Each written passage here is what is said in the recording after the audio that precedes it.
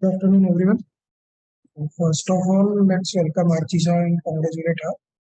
So this was her second attempt. Last year also she appeared for mains. She missed it by a very narrow margin. I guess you scored six. Your score was 697 something, and that too was in the preparation of just 1 month. That covered the entire syllabus. This year, my guess is you have definitely scored 70 or 80 above the cutoff based on your question. So firstly, see, I will give you the brief idea regarding our prelims and main strategy. After that, she will discuss the strategy which we followed last year. Then I will ask her few questions, and afterwards, if you have any questions, you can ask. Okay. So firstly, as far as prelims is concerned, our focus, as you all of you know, the prelims has become a lot of uncertain. There is a lot of uncertainty in prelims in terms, not just in terms of the questions, but in terms of the cutoff and everything. Okay, so to tackle that uncertainty, our basic strategy for prelims for last year was to focus on the certainty. Because we never know the questions from art and culture or from the current affairs. We don't have any particular source for those. For environment, some questions of the environment, some current affairs question, some science and technology questions, majority of the art and culture questions. Okay, you don't have any particular source. Okay, so these are the uncertain things which we didn't focus on, but we focus on the certain things. As in, to know that Lakshmikant is going to give you 8 to 9 out of 10 quality questions. Right? But he can deny that. Spectrum is going to give you 7 to 8 out of 9 to 10 questions. Geography, PMFIS plus NCERT are going to give you 9 out of 10 questions. The economy, the book that you follow are going to give you 8 to 9 out of 10 questions. Okay, so that was the certainty and we focused on there. Our basic strategy was we focused entirely on the static aspects. We had 3 to 4 rounds of revision of each static subject along with the test paper, along with attempting 2 to 3 test papers after every revision and then discussion of each and every test papers. Okay, so that was our first thing. We focused on the certainty. The second thing is in certainty, under certainty only we focused on some of the micro topics. For example, we focused on the mapping. Last year we couldn't do the Africa mapping, that was our mistake, but apart from that, all the mapping questions were covered in our book. Second thing, we focused upon the international organizations. So 1 or 2 questions definitely comes from the international organization aspect and you have only 60 pages PDF to read. Third one is the report and indices. So report and indices also there was a 30-page PDF which we covered and that gave us 1 or 2 questions. After that, there was a government scheme PDF. So we focused on government scheme also. That gave us 1 or 2 questions. So if you follow this strategy properly, definitely around 70 questions are going to come from the sources which you have referred and which you have revised from the revised for 3 to 4 times. Okay, so if you focus on this and if you maintain proper accuracy in those subjects or in those books, okay, our strategy was to maintain 90% accuracy in standard books. No, that was our strategy. If you are getting 70 questions from the book that you have followed and if you are maintaining the 90% accuracy, then definitely 63 questions are going to be done. Yeah. So that was the certainty.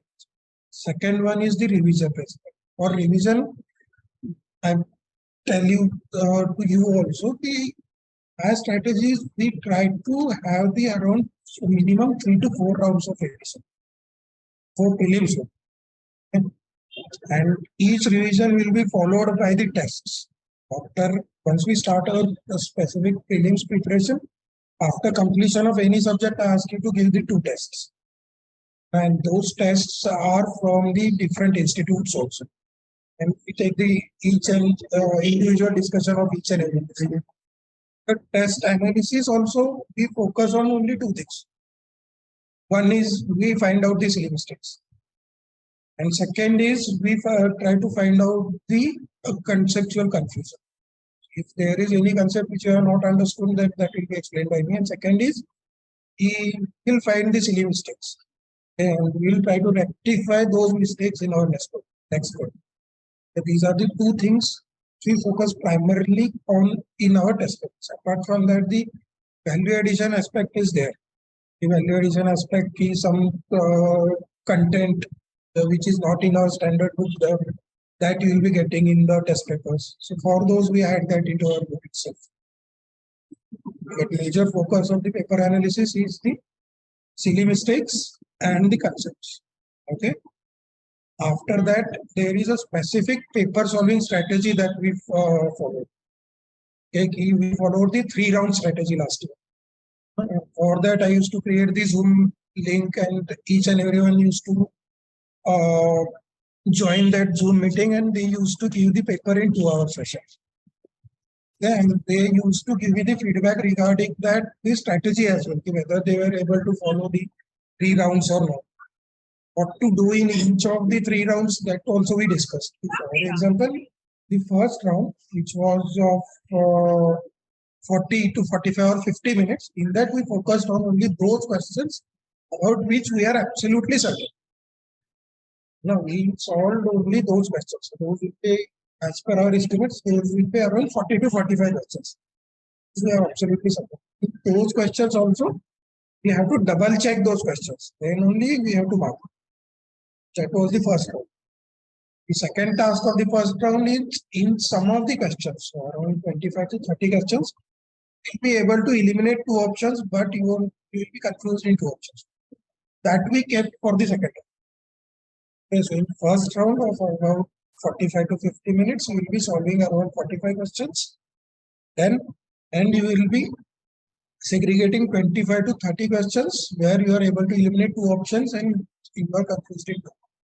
After that, you will be going to the second round. So in second round, you will be targeting those 25 to 30 questions. Here we had the strategy of the consistency method, right? So there, suppose there are few questions in which you know for a fact that statement 1 is wrong. Okay, so if you know that statement 1 is wrong, that means your answer are going to be either B or D. And there are total around 4 such questions or 5 such questions in which you have to choose between B and D. So out of those 5, suppose in 3 to 4 questions you are thinking that the second statement is also wrong.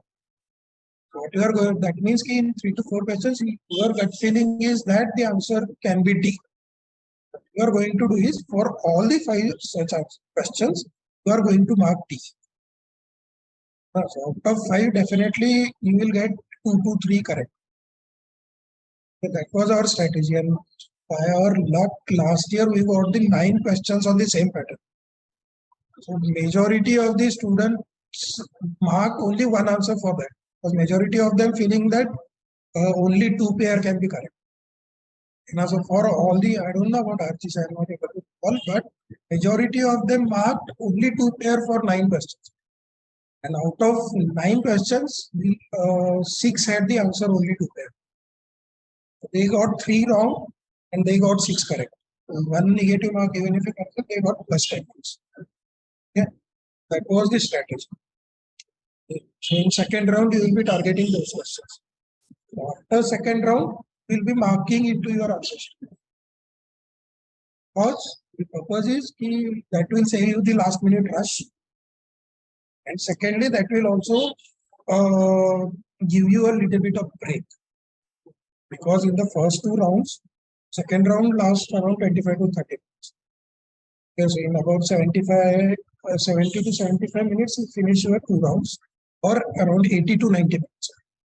In about 1 to 1.5 hour, you finish your rounds, then you mark into your answer sheet, OMR sheet. Because you get a well-deserved break, because you exhaust all of your mental capacity in the first 2 rounds itself. So वो exhaustion थोड़ा कम करने के लिए, just to calm your nerves a little bit, you'll be marking the answers after the second round itself. That gives you break as well. Okay? और last minute rush, बहुत सारे बच्चों का हो जाता है कि I missed marking in the answers and all. So last minute छूट जाते हैं. To avoid that, we mark after the second round. Then we start with third round. In third round, if you are able to get the answer of the question, you mark into your ownership then and there only. That was the strategy which we followed. Second, keep the number of attempts that you are going to do. So after completion of 2 rounds, suppose you are getting around 70 to 75 questions. That means you don't have to take maximum risk. So if you are getting 70 to 75 questions after 2 rounds, that means there is no need to take extra risk because you are on a safer side. Because in first round, your accuracy rate is going to be 90%. And in second round, your accuracy rate is going to be 60 to 70%. So in that case, what you have to do, you have to attempt only up to 80 to 85. Don't have to take much risk. But in case the first and second round itself, you are restricted to 50, 55 questions. That means you are on a sticky wicket. So in that case, you have to take the maximum risk. Because if you follow the proper strategy and if you take the risk, you are always going to get the results. This is the attempts. So attempts, you are not going with the predetermination that I am going to attempt 85 or I am going to attempt 90. This you are going to decide based on your performance in the first 2 rounds. Okay. And yes, that is pretty much for the prelims. The thing which we follow. There were some group activities and all. Archisha will talk about.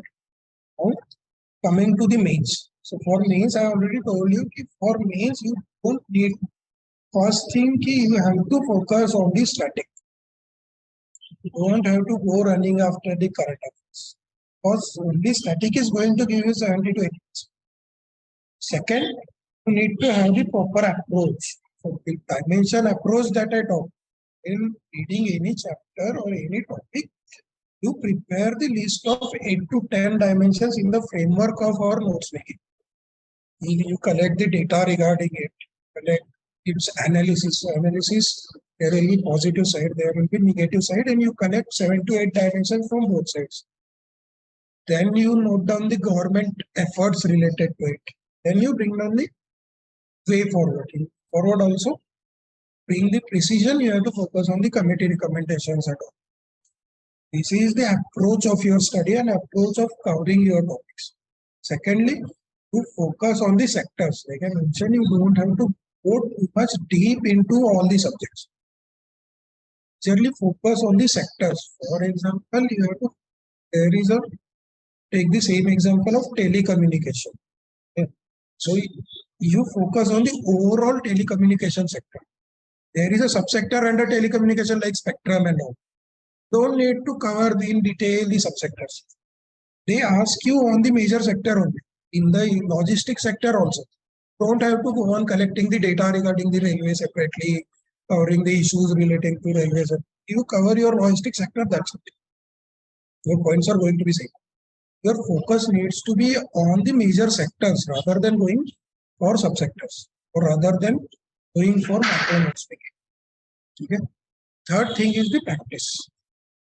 Okay. Without answer writing practice, you will never clear this.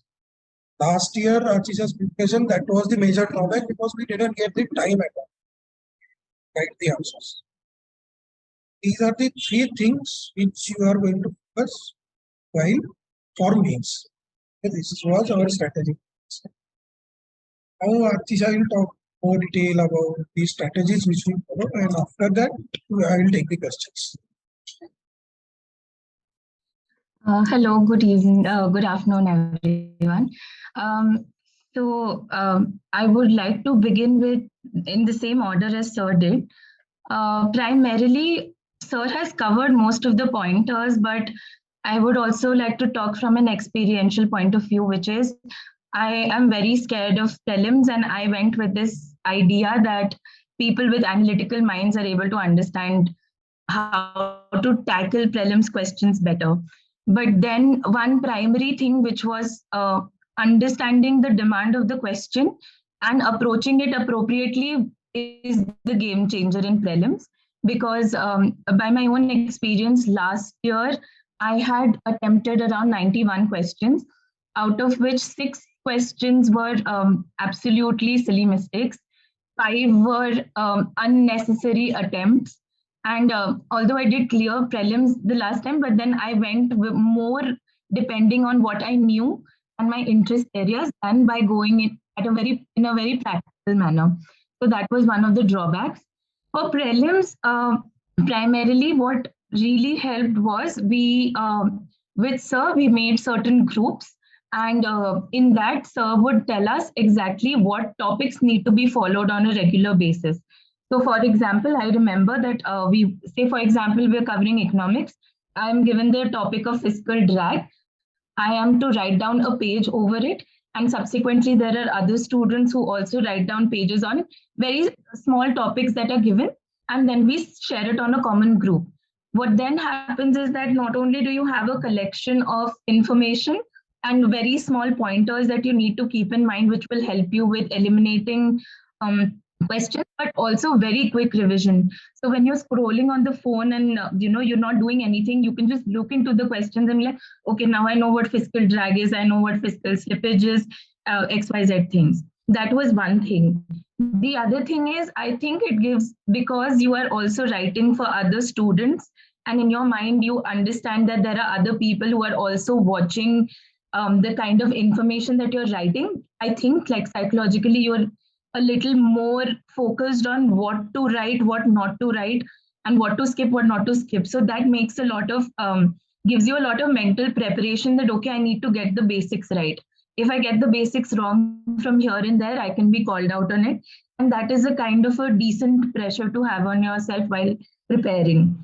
And this was one thing that really helped because essentially I'm not somebody who likes making a lot of notes, but looking at people making notes and revising them also encouraged me more to make micro notes on certain topics. That was one thing. The other thing is the part where Sir said about keeping your static absolutely to the T. I made a lot of silly mistakes in my attempts, like the practice papers.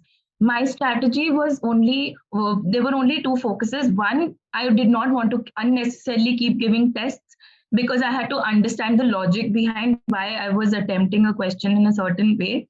That was one thing. And the second thing was reducing the number of silly mistakes.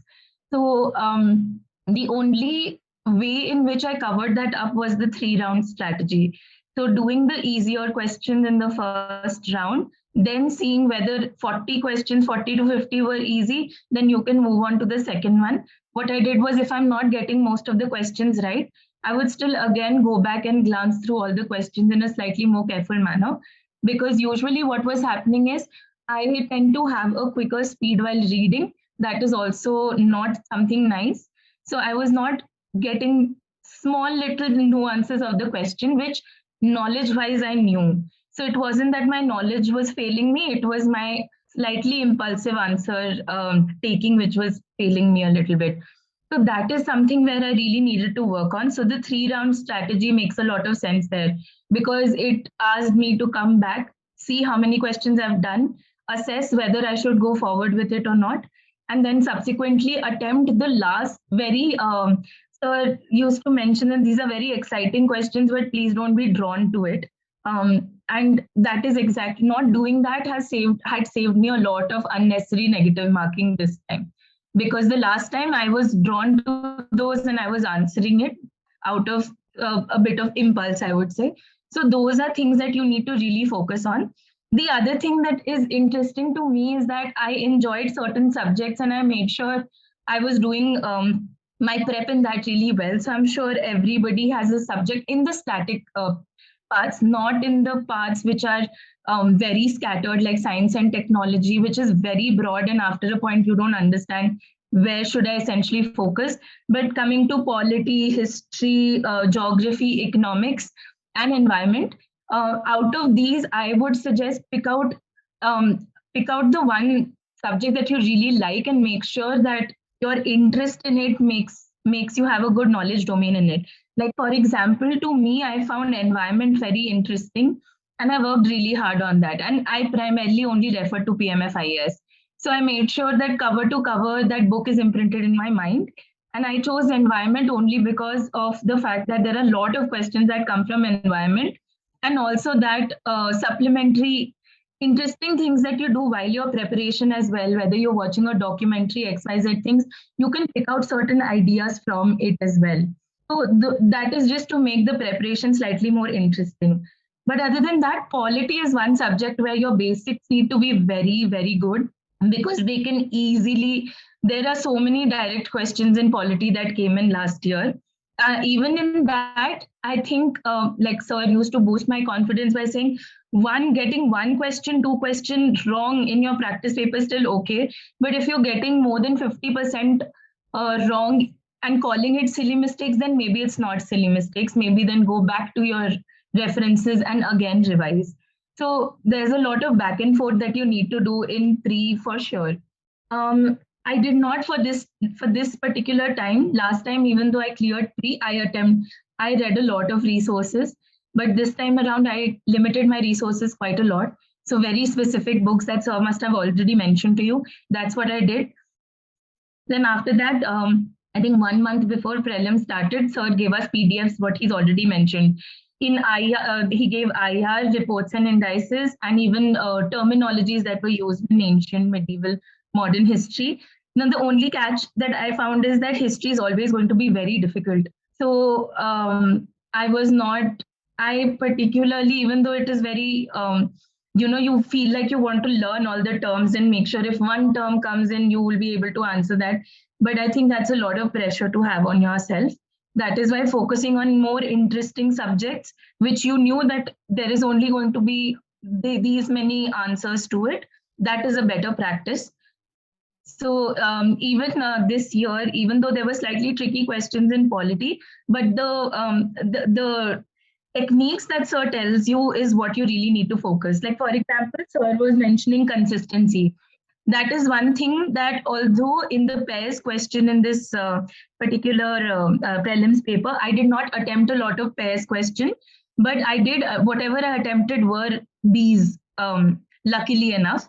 And also, so that the consistency part I understood while attempting the paper, that there is some method to it, or there is some logic to why you're being consistent through it. And that came only with a lot of practice. Also, the other thing is that I gave a lot of Civilsdaily test papers, but there are also other papers that we are other institutions that we're drawn to. But one pressure to not take is the level of knowledge they're assessing in those test papers. So the two things that sir said is the only thing that I ultimately focused on, is the two things which was focusing on the silly mistakes, and the other one is concept confusion. If there is a concept that was very easy and I was getting confused in the concept, I had to read that again. If it was a very difficult question, I had to leave it. So consciously making decisions on what to leave is also a skill that needs to be developed, because I learned that you can't do everything. And progressively, because the papers are getting tougher to even, even with options like this time around, if there were elimination options, a lot of us would have attempted the map questions better, because the elimination options were easier, but the pairs options are what made it difficult. So again, what sir said, focusing primarily on what you already have, which you know this is the length and breadth of that subject, is what you must focus on, and getting the basics right.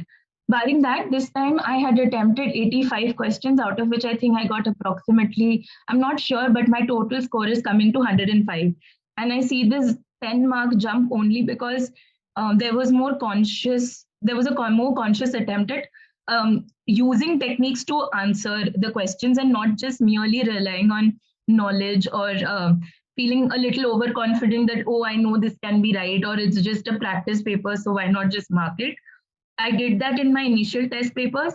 I tried to not do that during the later half of the test papers. This is primarily what we did for the prelims. But one thing is also there, which I would like to mention. Please do work on your CSAT as well.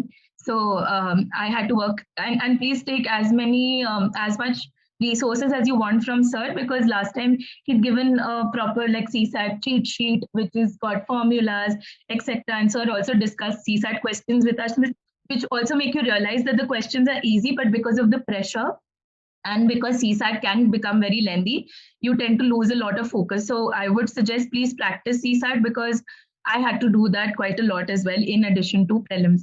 But for prelims, the 3 round strategy, the limiting your resources but repeatedly revising. I think I this time revised my syllabus at least 4 5 times. And while revising, I only focused on environment, polity, history, geography. And geography also has surprisingly direct questions worded in a in slightly different ways. So they're just trying to trick you. But if you just like carefully read it, even in the exam environment, I think it can really help out. And elimination tactics, I think sir would at a later stage go down, touch upon it in an elaborate manner. Like how do you answer IR questions? Organizations, are they usually like look at the linkages between what is the core idea of an organization? Does it match with the description that is given in the paper? If yes, you might take a risk and mark it. If no, you can eliminate it. But I think sir would be able to elaborate on that a little better. But unnecessary marking and controlling, that is something that I think must be worked upon. But that is my personal experience of prelims. With regards to mains, like sir mentioned last time, I was not very sure on how my prelim score is going to get. So I started my preparation for mains slightly later. Also, I did not have any guidance. I was going about it by myself. So that is one thing that where I did not have clarity on how to approach the paper. So there are just few things that here I would like to mention. Like sir said, this time what I practiced doing quite a lot was mentioning committees, like throwing facts, figures wherever possible. So I would begin with a lot of facts. I would end with committee recommendations. And this time I made a separate sheet just for committee recommendations and topics.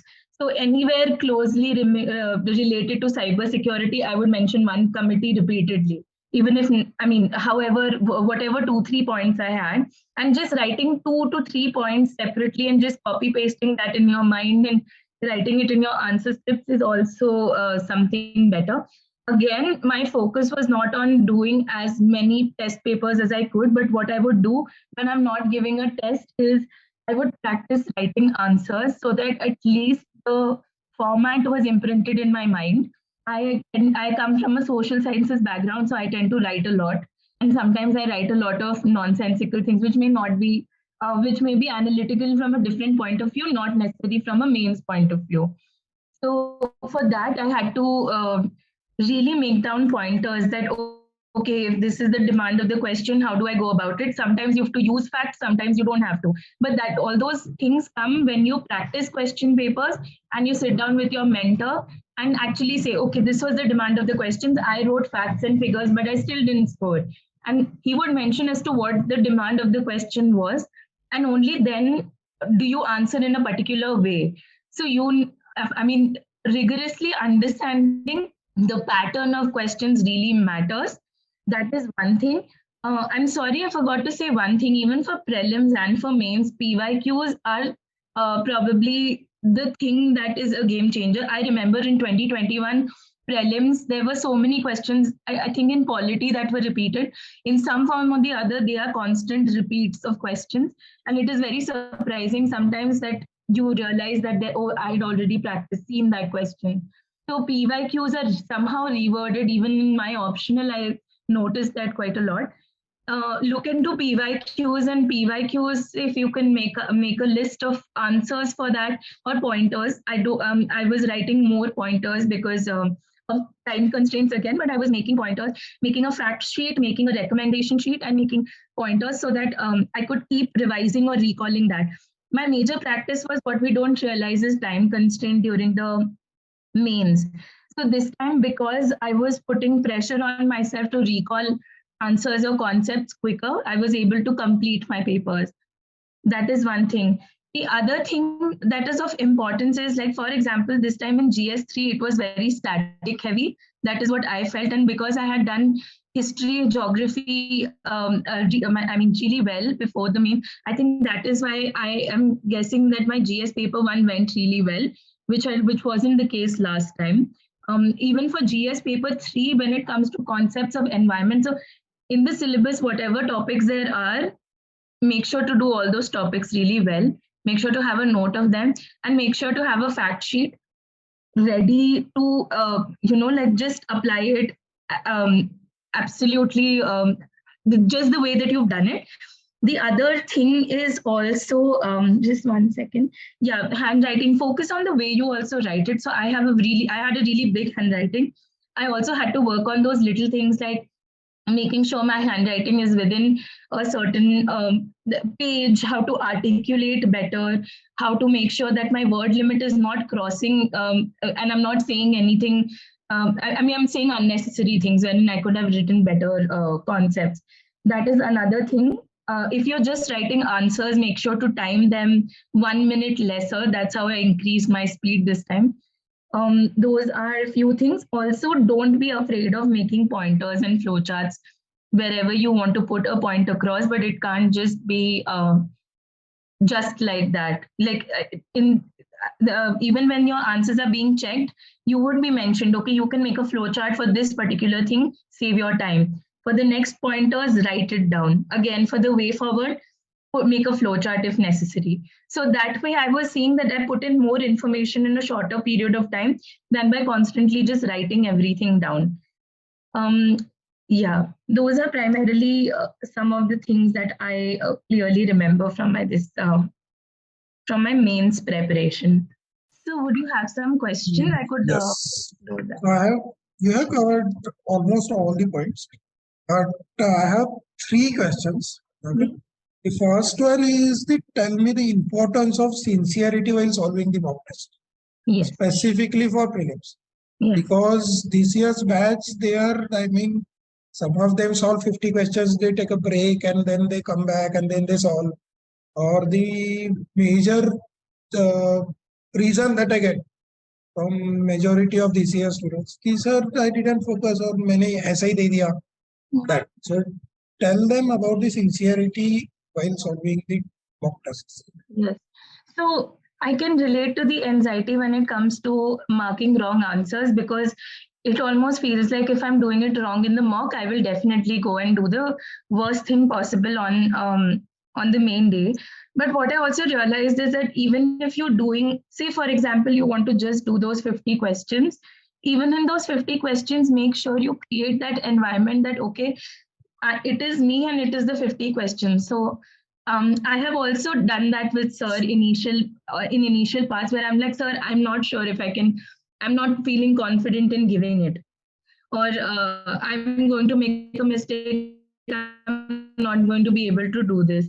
But what I realized is by putting myself in that position of a little bit of anxiety is very good. Even in psychology, they say a little bit of, you need to be slightly on the, you need to be a little anxious to be able to perform better, not necessarily very anxious. Mocks are the only time where you get to practice how about answering questions. It's also about mentally preparing you for the field, because mentally preparing you for the paper, because this time, because I'm put myself through that situation, I was very relaxed before prelims, and I've never been this relaxed. I'm usually very anxious about prelims. I always felt, I used to tell sir that I have no idea, sir, if I can ever clear prelims. That was my main concern. But what I realized is the more, even if it is 20 questions and even if it is 10 questions, putting everything aside and trying to use strategies on 10 questions is still better than just seeing, oh, if I could mark it and if it came right or wrong, because the game is actually not about knowing what is right or wrong. The game is actually about how to attempt the question paper and to understand that there is some method to how they even set the papers. A lot of, and that requires you to also calm down your nerves. So it is not just attempting a paper or appearing for prelims, it is also understanding your mental makeup. And that is only by, so even if it is 10 questions that you're able to do 10 questions, leave it. Next day, increase 5 more questions. because you have nothing to prove to anyone. Like, I also realized this, you don't have anything to prove to anyone. It's you and the paper and your future, right? In that particular places, people come, people help you out, but ultimately you have to take that onus onto yourself. Please practice, even if it is 5 questions, even if it is 1 question, but see how you're applying yourself to 1 question, because I understand the anxiety, but also you'll have to take those little steps to remove or have adequate amount of anxiety. Because also when you go into give your prelims exam, it doesn't, now you're alone and giving the test papers, there are like, I don't know, 20 other people in the same room. You're looking around and you might also have those thoughts that they've prepared 100 times more, but that doesn't matter, because it's your question paper and you, that's the only relationship you should build, essentially. So it's first thing, it's not just about the anxiety, but let me tell you, it's about the casual approach. Yeah. Second thing is, we also worked on our mindset in the exam hall last year. Yes. So can you tell me your experience here? Yes. So I realized in conversations with sir, and you might have loved ones who are supporting you through it, friends, family members, whoever it is, but mostly sir. In case you don't have anybody else, you fall back on him. And the thing is that the only thing that I went with in this prelims attempt into the exam center was, again, in a very in a very funny way. It is around sorry, how many minutes do we have? We have 120 minutes. It's 120 minutes. It's my question paper and I. And believe me, when I say this, when I saw the question paper, I flipped through the pages and I started laughing a little bit, because they had pairs questions, and I thought, oh my God, my elimination is not going to work. So I don't know whether to be. And at that moment in time, the only thing I had to say is I have nothing to lose at this point in time. Either I know the paired questions or I don't know it. Either I know the elimination or I don't know it. And at this point in time, I can only remember sir has told me these things. Can I apply it? If at all I'm struggling to apply it, I can again close my paper, open it back again, because you will have time. Prelims is not time intensive per se. It is how you manage those 120 minutes in a proper manner. And mindset wise, you don't essentially have nothing to lose. So you will have to leave that baggage of, oh, how many attempts have I done? Am I a failure? Those are questions you don't ask on the exam day. Those are questions that you ask while giving your mock exams and answer them in your head, so that while doing your mocks, those are gone from your mind a little bit. And then you go and say, okay, this is my question paper. This is what I can do. Because I can also say that this time my exam center, it was at the peak of summer. Last time it was in September, so the weather was very nice. This time it was in the peak of summer. There was dim lighting, and I was already very exhausted while, like, before I entered into this thing. But again, sir had mentioned, please take a chocolate with you if you can. Please take water if you can. Sit down anytime it gets very overwhelming. Keep your paper aside. Have a bite of this thing. Again, try to understand that it is not the 20 people around you. It is you and the question paper. Because if you do badly, you do badly. If you do good, you do good. It is not contingent on how the person sitting next to you is doing, even though it seems like it, because it's a competition of such a great scale. But it is, and these are only, like, if you are being casual, you are not essentially training yourself to appear for the main exam date, because just giving the paper is not it. It's a lot more mental, psychological, that you have to have that mindset that it is me and my paper. How can I at least come out of the exam hall saying that, okay, I did my best. Maybe it wasn't good enough, maybe it's really good, whatever it might be, but you need to establish that relationship that it's your paper, you have the right to be giving that. Change that mindset that you've earned the right, even if it is prelims, but you still done something to make yourself believe that you can give this exam paper. So just change that bit. Yes. And one more thing is regarding avoiding panic in the exam. Yes. You had a strategy for that as well. Yes, I mean, avoiding panic, from whatever I could remember from, so I keep remembering sir's these things, that no need to panic is what sir would constantly keep telling me every time I have a conversation with him. I think I embedded that in my head. because I would see questions and the main thing is when there is a question and I feel like, oh my God, I can't remember it, I leave that question and I move on, because there is no point constantly looking at words and thinking it'll appear. The other thing is what sir mentioned to me also, which I noticed later on, is when you're solving other questions, there is something at the back of your mind working on the other questions. So don't underestimate the ability of your own mind to analyze things and help you out. It is your friend, right? So even when I was answering certain questions, I would go back and there was a question on fractional orbit, the question on missiles, I think. And I was like, I have read that word. I'm very scared right now. I will leave it right now. I went forward, but at the back of my head, I was like, where have I read that? I can trace it out. So when you're solving the easier questions, the harder words keep racing in the back of your mind. I understood, okay, I have read it in that context. Maybe this is the answer. But I answered that question in the last round. When I was like, okay, I have around 70% confidence that that might be it. But that is only because I didn't panic looking at such big words. And because they are big words and because they seem like there is no chance that a student from social sciences will ever know such a word. But I can also guarantee, like with practice, answering questions with sir, I had more confidence in solving science and technology, environment related questions than I had in history. Maximum questions that I left was also history. So that way, panic is, and this is only going to happen when you do your mocks. So mocks is not giving 40-50 papers. I did not give 40-50 papers. Sir knows it better. Whatever questions I gave was just to understand my behavior while giving the exam. And that really helped me, because this time I've been the most relaxed in prelims. There would be people who would also stare at me saying, there is not an ounce of panic right now. I was focused, but I wasn't panicking the way I would notice other people panicking, because I didn't want to lose the game before I attempted it, even though it was very scary to attempt prelims. That's the thing. The thing is, while entering into the exam hall itself, you have to enter with the mindset that, okay, there are going to be surprises. I am going to see the things about which I have never heard or never read, or I am going to see the types of questions which are very much unexpected. For example, last year also we discussed it. In 2020, there was a questions on the sports section. Earlier, they never used to ask the questions on first year. So I told them that this year also there are going to be some new surprises. Okay? So there is absolutely no need to panic. In 2023 also there are going to be some new surprises.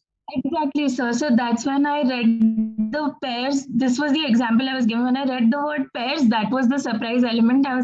Why are they've completely shifted a way of answering to challenge students to do it in a different way. But then I realized that it is not, the whole paper is not pairs, right? So maybe I can do a lot more in the other questions and then see how to attempt the pairs, the question of pairs.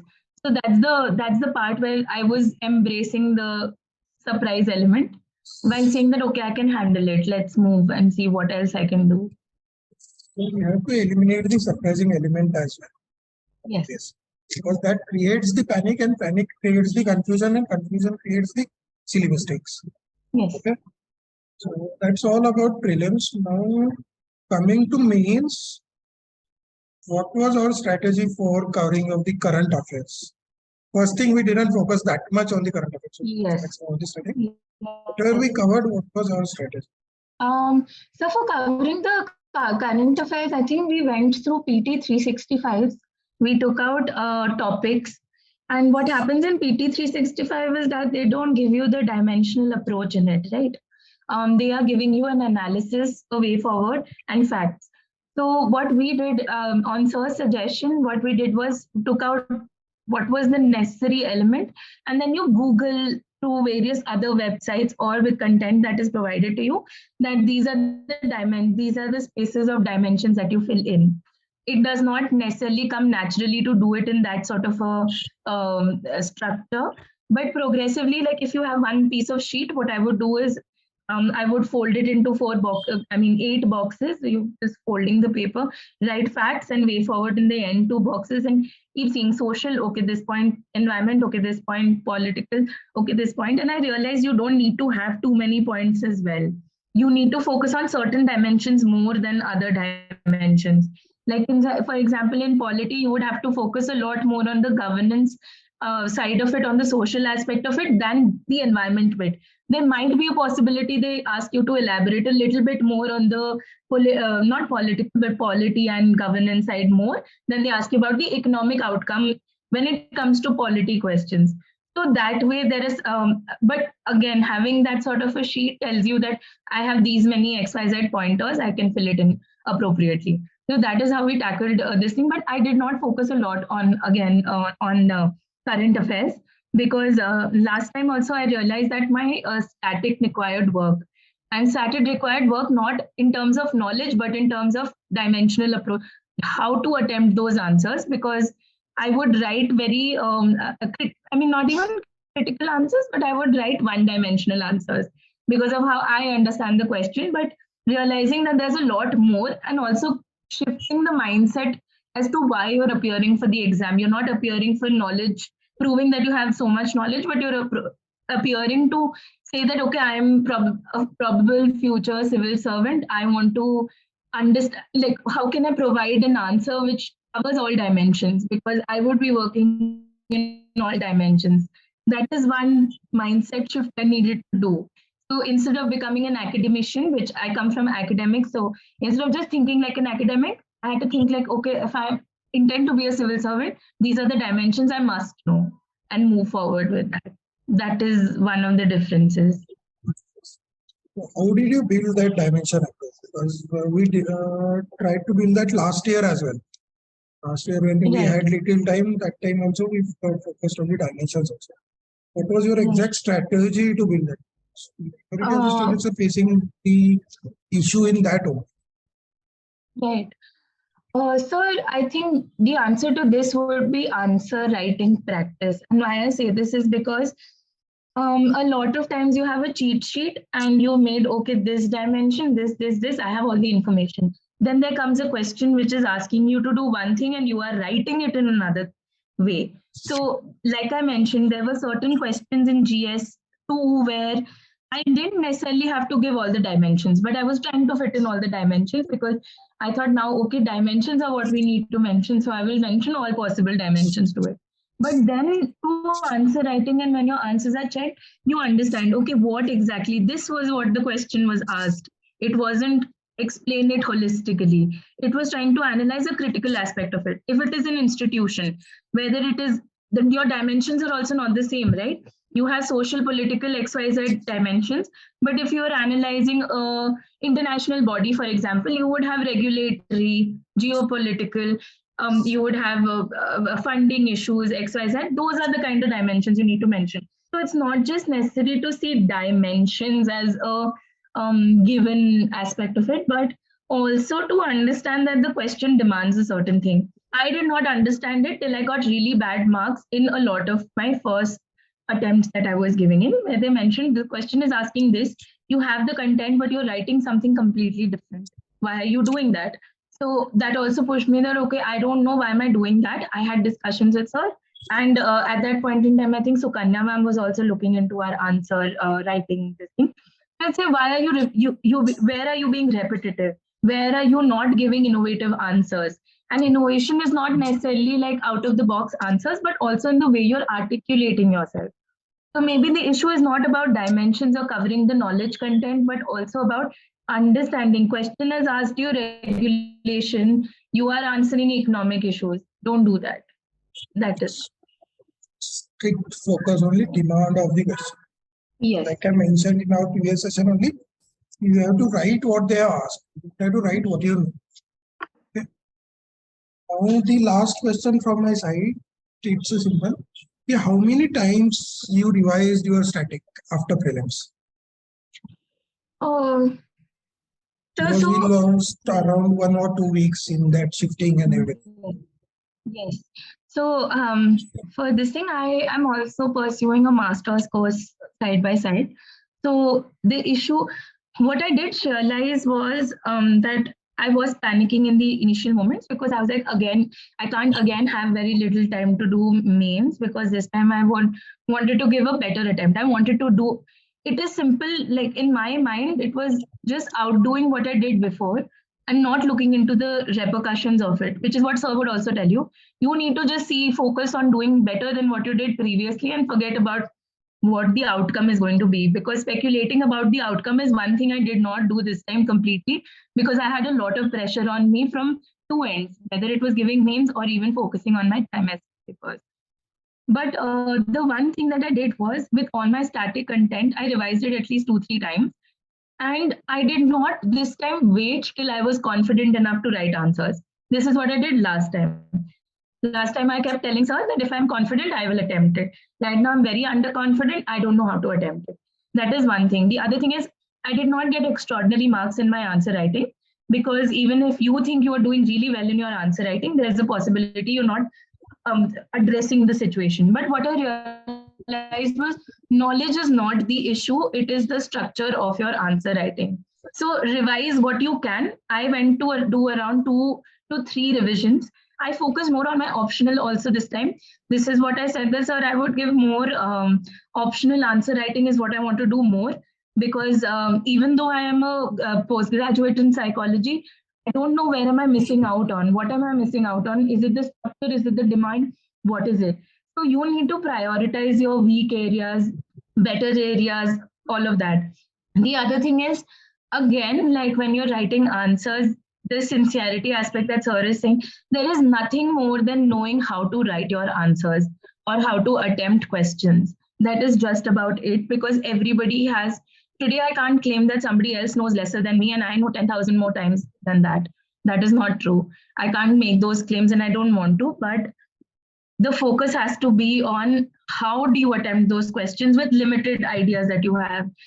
I used to genuinely, last time I thought that if I don't know everything, there is no possibility of giving mains, which is somehow was an eye opener when I went in. Then, oh, sir, actually, we spoke about that. Maybe if I had done that, I would have done better in mains. Even for my optional, even though sir comes from a different background, he had categorically said, this is how you should approach your mains also. It's not, sorry, optional also. This is how you need to approach your optional. Do this, it'll get better. Answer writing is the major difference that I did. And I did not, again, do rigorously 50, 60 answer writing tests, because I felt I had time constraints. And I also felt that knowing myself, you need to be a good judge of your learning capacities as well. You need to also tell sir that, sir, this is my boundary. I cannot push myself beyond this. How can I work within it? I have a different learning style. In that, I needed to understand what is being expected of me. In giving those 10 odd tests that I did without losing focus, I understood a little more than I did before, that, okay, I'm attempting the question wrong.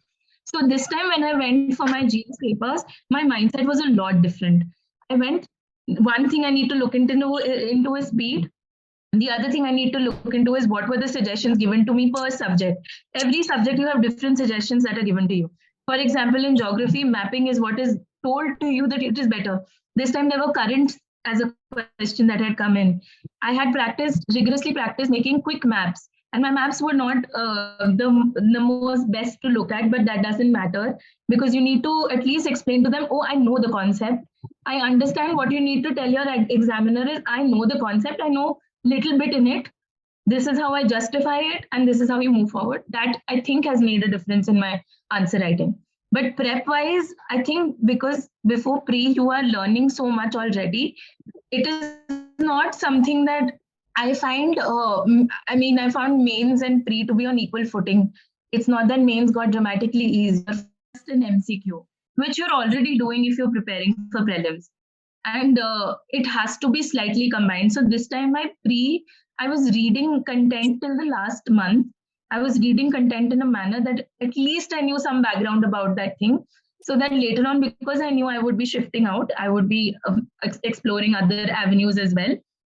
I wanted to make sure that that thing didn't change, that I didn't have to struggle way too much after prelims to start with my mains prep.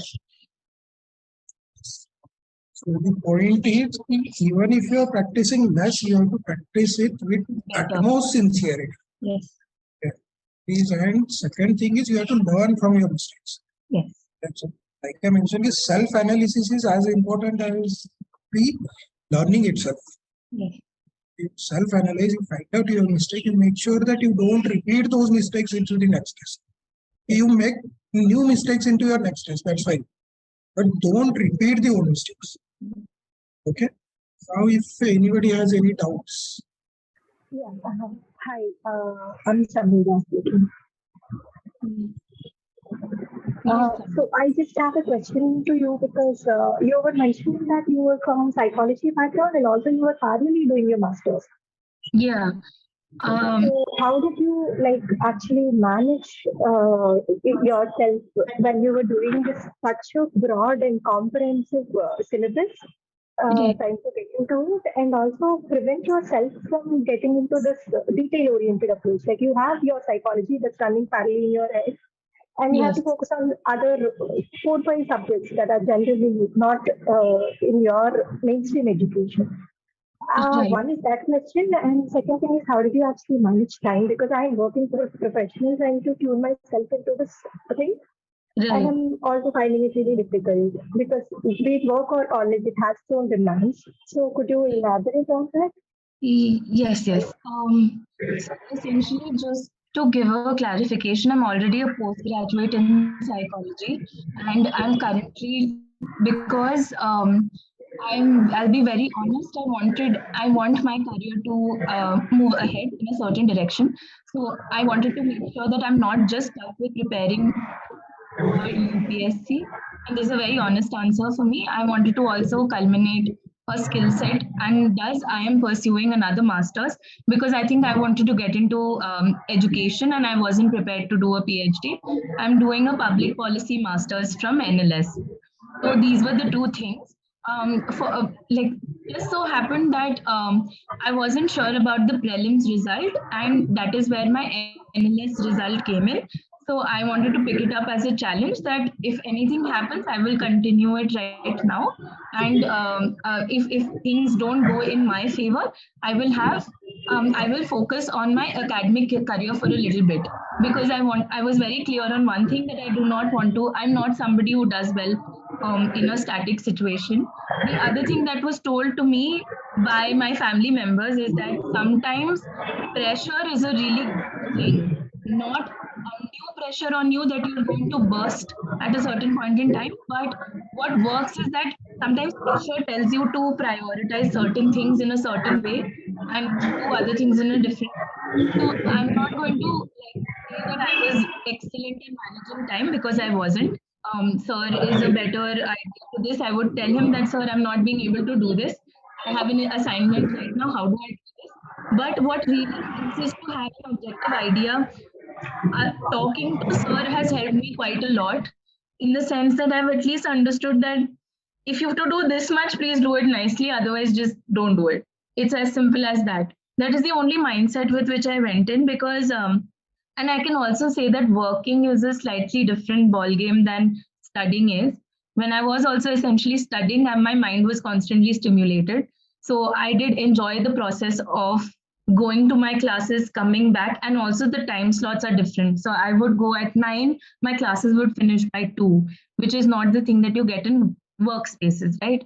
But also, I realized that for the 3 months that I was preparing for mains, I had actually made sure that any kind of time that I get is going to get into the opportunity of writing mains. I was very clear on this thing because I was very hopeful in 2021 that I did a decent attempt. I did not clear it. This time I did not want it to be the one thing that keeps me behind.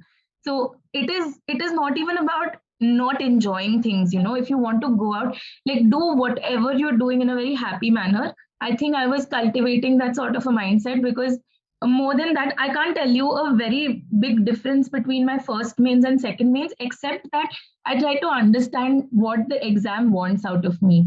So knowledge wise, today what I know, I knew it in January as well. I needed to work on approaching answers a lot better.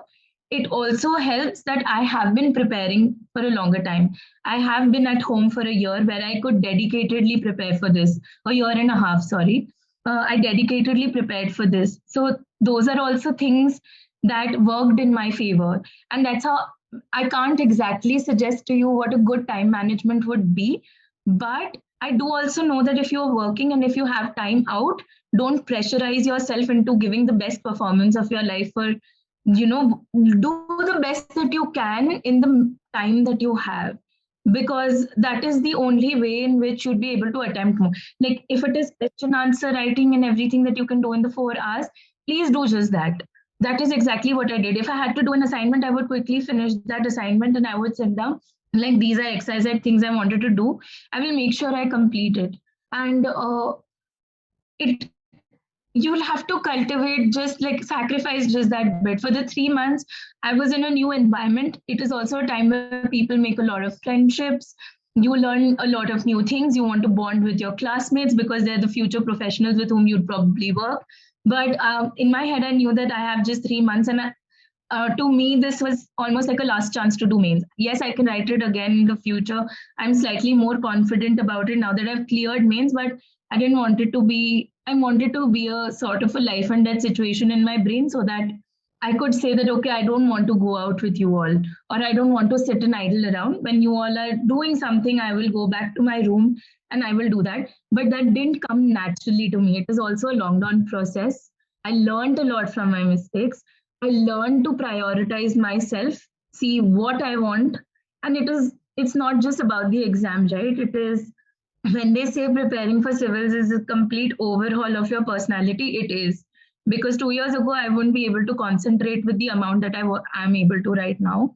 But that only, and you know best about you, right? Like there's so much information on the internet that 16 hours people did this, 5 hours they did this, 2 hours they did this, but you know your studying capacity best. My father also says this thing, the sir also said this, you know your situation best, you prepare this. I'm here to tell you how much you need to prepare and what you need to do, set the goals, reach that. But for that, you would have to like sacrifice a little bit. I mean, I used to think it is a little funny because everybody's asking you to sacrifice something. But now I realize, and I'm really grateful that for the 3 months where I've, and I made sure that if it is a Sunday, and if this Sunday I don't feel like studying anything, I will go out with my friends and I will make sure I have a change of environment. But for the rest of the times, if I've not booked that slot off, it doesn't matter, but I have to be studying for mains. And mind you, I wasn't studying in a very crazy manner. I was studying for five hours at max after class and doing my assignments and doing this. But I realized those 5 hours were very productive than the 10, 11 hours I used to put in before, where I was also distracted, where I was also ruminating about what would happen in the future, whether I would clear it or not, what would happen to me if I have another attempt, what will people think of me. Those things I had to slightly unlearn a little bit. But that is how, I wouldn't say it has come overnight and I'm some magical entity. I'm not. And Sir is proof of it. Like he knows. Yeah. I'm not sure if that answers your question, but that's the truth of it. That was great. You kind of actually helped me in understanding, in at least not letting myself get into this thought that, okay, everybody is preparing for like 24/7 and you're here working out other things and then giving only Because 4 hours at least. experientially, I've had a couple of my own friends who were preparing and they would bombard me with a lot of information that, oh, you didn't do this, oh, you didn't do that. So, but then I realized the minute I was sitting down just with myself and saying, okay, but I can only do this, can I do it really well? Is where things actually changed for me. And I know that this changes the way I will approach my future as well, right? All of us want to approach being civil servants or career professionals in that sort of a manner itself. Like you want to learn about yourself and how best you can do that work in whatever time resources you have. Thank you so much. Any other doubt or any other questions? Hi Archisha, this is Kunal. Hello. Am I audible, sir? Yeah, Yes, you're yes. Hi. First of all, congratulations for your attempt and best of luck for the interview. I just wanted to know, I just wanted to talk about the period between the prelims and the mains. because when the mains start, the mains is a different ball game altogether, because you have to attempt those papers one by one after one in just a matter of few days. There are 9 exams coming just 4 exams after a week. So my question is ki how to actually prepare ourselves for that moment, because when we start preparing for a particular, for example, GS1 and GS2, so we start giving good answers. But as soon as we switch to another GS3, I think when we start, for example, we switch to ethics, so we start forgetting the earlier parts, and we again start making again we started losing the focus on which we had the hold we had before. So I just wanted to know how to prepare for those instant exam type situations. Okay. If you got my point. Right. I'll just repeat your question. The first thing that you're asking me is is it about strategy during prelims and mains, or is it about like the fact that you have to give so many exams side by side, which is not the case in prelims. Prelims is one day, mains is spread throughout 7 days or so. Right. Is that right? Yes, the second one. Right. So one categorical difference I think takes place is that GS things like, so I combined the syllabus quite a lot. I stopped looking at things in isolation a little bit, which helped me condense the pressure on me this time. For example, GS1's geography and economic, I mean, there are a lot of things that overlap. How do I mention that? There are certain topics that always overlap, whether it is geography in GS1 and GS3 environment in that sort of a manner. There are a lot of things in which you can combine the topics.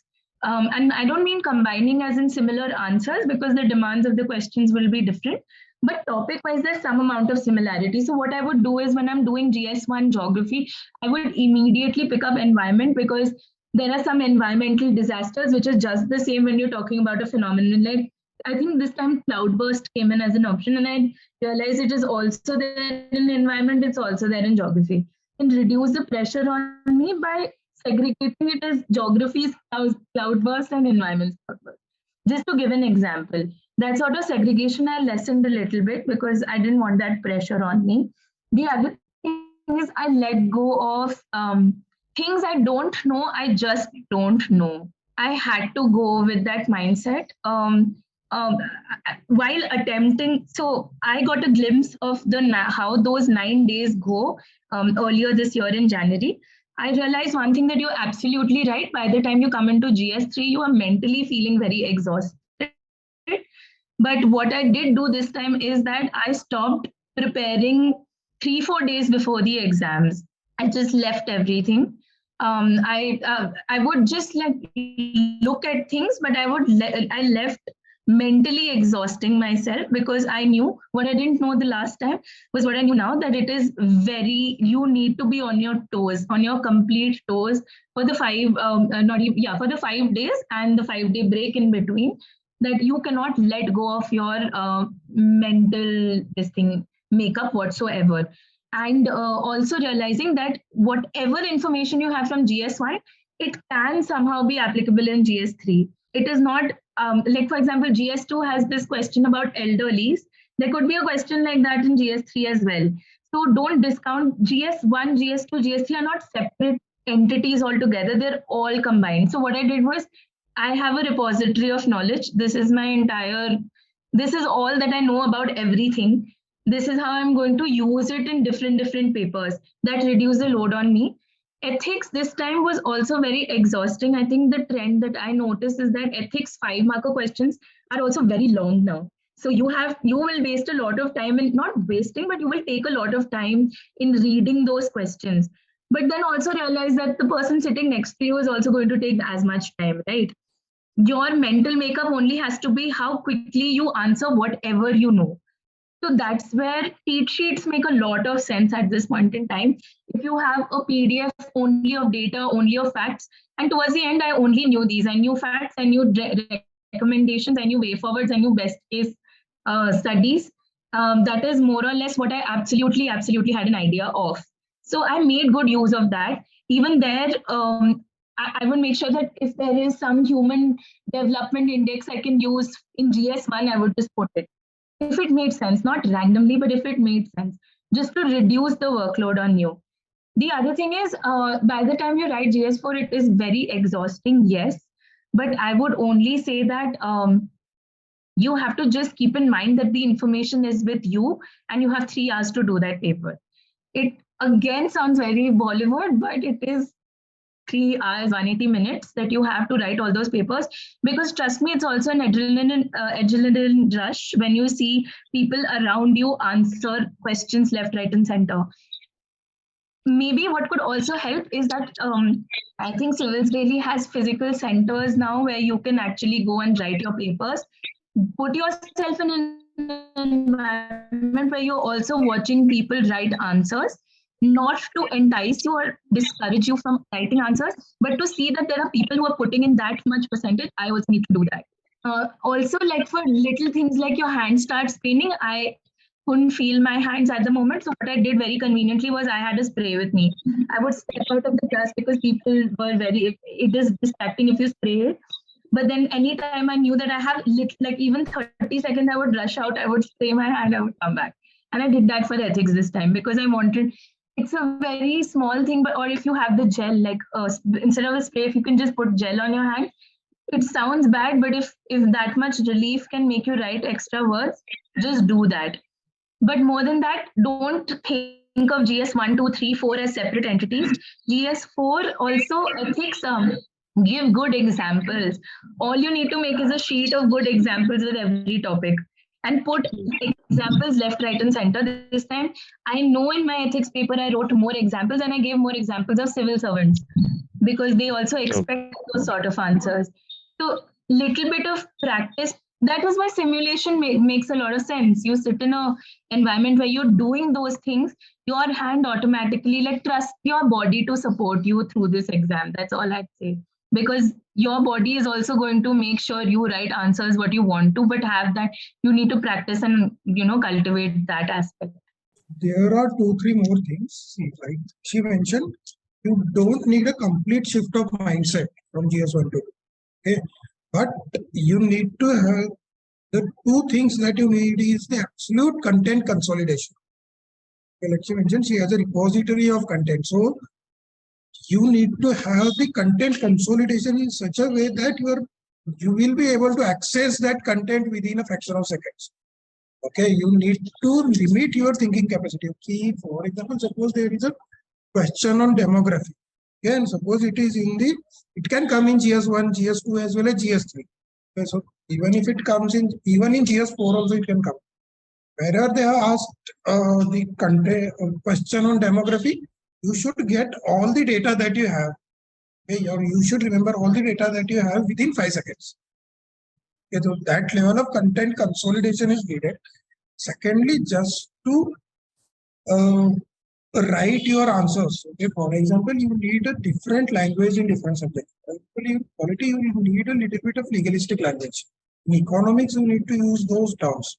So for that, our dimension approach will help. You have the list of separate dimension for separate subjects, you can make use of that. But the priority is the absolute content consolidation. Okay. Second is the dimension approach. Okay. Otherwise, there is no need of complete change of mindset. Okay. Content is going to be same. Just you need to have the quick access to it. That will come only with the consolidation. Okay. Sir, I was just asking about when we switch between the exams, like after GS1 we have to give GS2, then yes. How the mindset कैसे उसको एकदम से transform करना, because this time I felt that was a problem during my attempt. That's the thing. You don't need change in mindset. Don't change mindset. Just in between, say, because the situation is you must have panicked between the 2 tests. Okay, after attempting your GS paper 1, you need rest. So at least 15 of 20 minutes of sleep is needed in between the 2 breaks. You need to have a proper lunch and you need to have a proper hydration. Okay, there is absolutely no need to change the mindset. You can go with the same mindset, but you need to go fresh.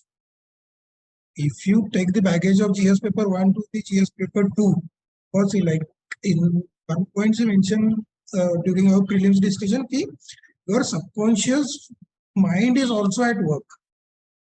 Yes, so until and unless you give yourself a little bit of rest, you won't come out of that GS paper 1.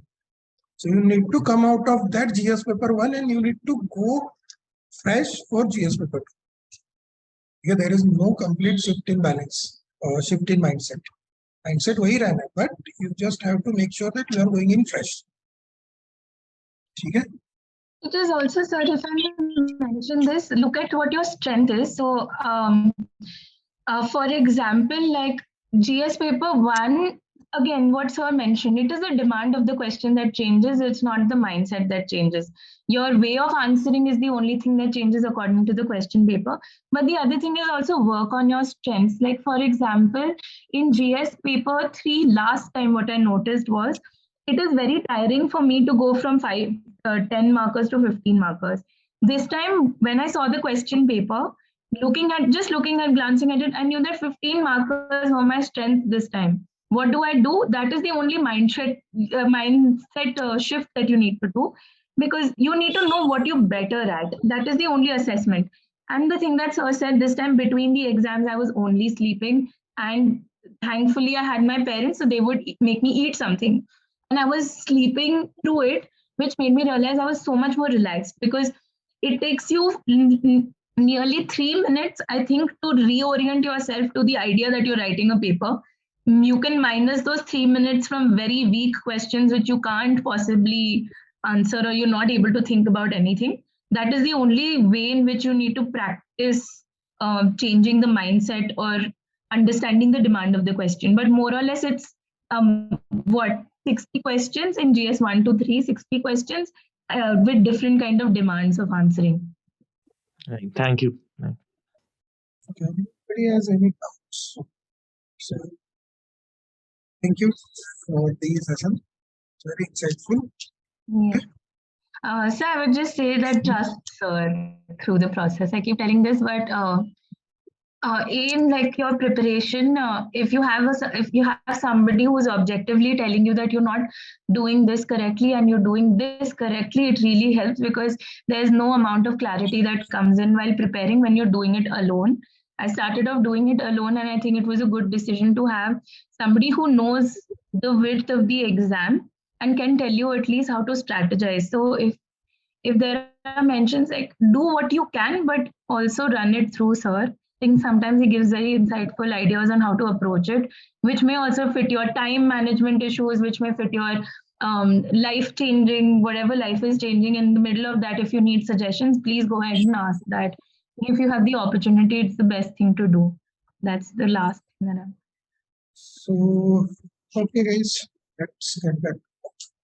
If you have any doubts, you can again give me a call regarding any of the things that we discussed. It was an exhausting Sunday. Earlier we had answering discussion, and now this one. So again, thank you and best of luck. Thank you, sir. And preparing your question here also. Subscribe to our YouTube channel and press the bell icon on the YouTube app and never miss another update from Civilsdaily.